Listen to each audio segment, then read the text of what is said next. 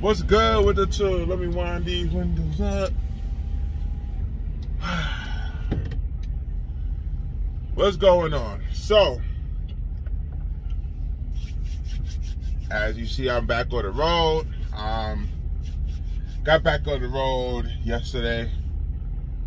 No, I'm lying. I got a load back on the road Tuesday. Got a load from Charlotte to Fort Worth. Not paying shit, but I had to get out of Charlotte. And now I'm sitting at a shipper. Got loaded early this morning. Well, yesterday morning, because it's now Friday. And and I'm at the shipper, and I've been here since 3 p.m. Central Time. And now it's Friday at 1:31 a.m., right? Done slept, woke up, I got mad energy, I'm good. I'm like, oh, they never called me. So, when I knew this, because the broker had to pay late fee, when we booked this load, and it's a decent load, it's only, you know, I got basically $1,000 to go 298 miles in Texas, right? Texas got pretty decent freight for good prices in this market, right? So, let's do that, you know, good. You know, I could have been left, delivered this load. No, but it's going to be late. Because the broker didn't say this load was late. So, when we got the load at 3 p.m.,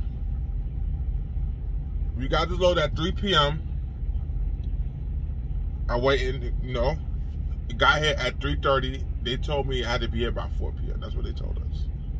Told me and the broker, right? Not me and the dispatcher, right?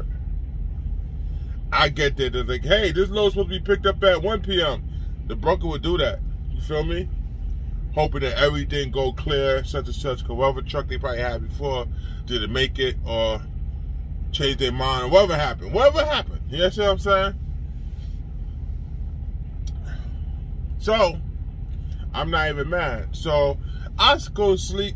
I'm like, okay, I'll be waiting for a while. They told me from the jump, they got to work me in because we're late, right? Not my fault. Once again, this is not my fault. The load was booked at 3 p.m. Told it's only like 30 minutes away, right? Sure, right? Get there, they said to me, oh, this load was supposed to be picked up at 1 p.m. There's a late fee of $280. Called the broker. Matter of fact, it was funny. The broker called me at the same time they told me that. I'm like, yeah, they said they ain't gonna do nothing till you pay this late fee. He immediately sent me the express code. You understand what I'm saying?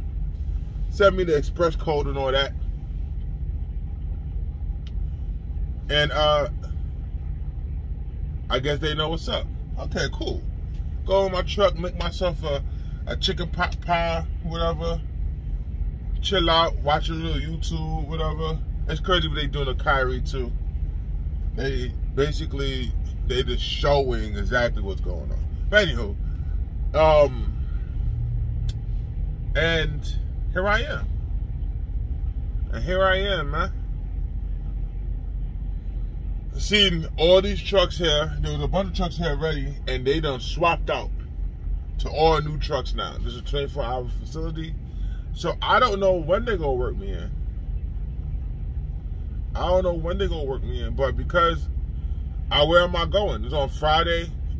This load could be delivered the same day, and it looked like it's going to a smaller place that I'm pretty sure they would take the load. You understand what I'm saying? No matter, my appointment's supposed to be 8:30 a.m. in the morning. But that's not happening that way. You understand what I'm saying? So,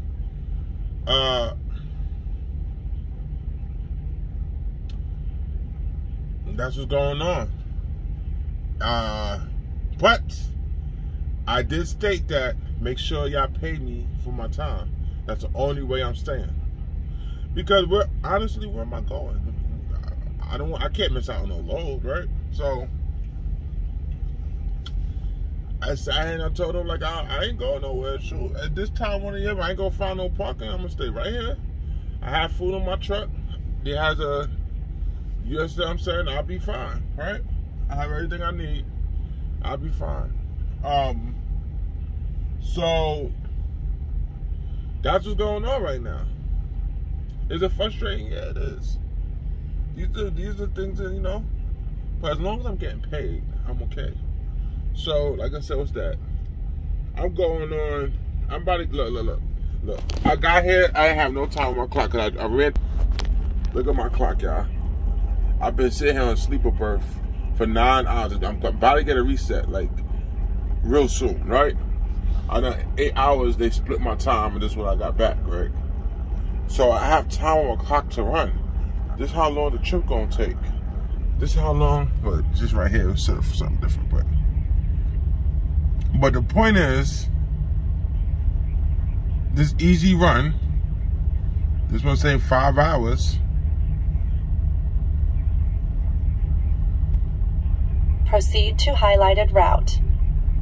It's just ridiculous. I don't know what more to say. You know what I'm saying? I don't know what more to say, y'all. See all the trucks. You know, anybody remember these cold storages and stuff like that? And you know, these are all different trucks. What could I do here? I had to turn off my reefer. I had a reefer, you know, nice and cold, -10, ready to go. Just burning my reefer fuel. I just went there like, damn, that shit went down a notch. I just turned everything off. Like, hey, who knows when I'm getting loaded? Who knows when I'm getting loaded? Like, who knows? So, this is going on, y'all. These are things that will happen. You know, they talk about broker transparency. They wasn't being transparent. They didn't tell my dispatcher that the load was late. And of course, they didn't try and give us the best rate. But, you know, they told us $900 for this load. And I was like, hell yeah, to go to Houston from here? I'm in Fort Worth. So let's do it. You know what I'm saying? Well, I'm in Denton, Texas. It's a little north. You know what I'm saying? 30 minutes away. Past the airport, past the big raceway. There's a big raceway over here, Texas Motor Speedway, very close to there. And they didn't say that was, you know what I'm saying? They didn't say none of that. So hey, but I did tell them, the broker did say, like, yes, you'll be compensated if you want to stay. Because I told her I will leave. In a normal case, I'd have left. I'm like, hell no, I'm not waiting for that. Who the fuck I look like? But guess what? I need the money, bro. I need the money. I already started off for this week whack. You understand what I'm saying? Let me at least make a couple dollars. Because right now, the way it's looking, after my expenses of fuel and everything like that, shit, I'm have a whack check. But at least I get a check. You understand what I'm saying? But let them add on to that. I'll wait. It's going on the weekends. Friday, Saturday. So sometime tomorrow, I'll be loaded. Or sometimes today. I'm pretty sure I'll be spending the night here. Because I ain't burning no fuel or nothing. Keep my truck off. But it's 4 hours, 31 minutes away. And I have fueled up in South Carolina. You know, at a QT for 467 is what I got.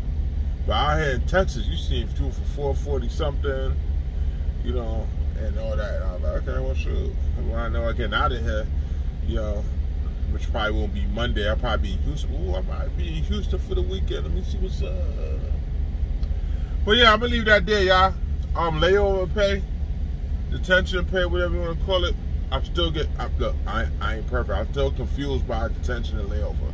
But I know I'm getting paid by one of them while I'm sitting here waiting. You know what I'm saying? I'm at the U.S. Cold Storage in Denton, Texas. If anybody of my subscribers out here that's running reefer out here, you know what I'm saying? I'm here. You know what I mean? I'm sure I'm up. I want to chill with you. But anywho, I'm gonna holler at y'all, man. Hey, stay positive in this climate. You know, all it can do is go up. You understand what I'm saying? When things low like this, all it can do is go back up. Not saying go back to the crazy numbers where everything was averaged at damn $4 a mile, $5 a mile, all kind of crap.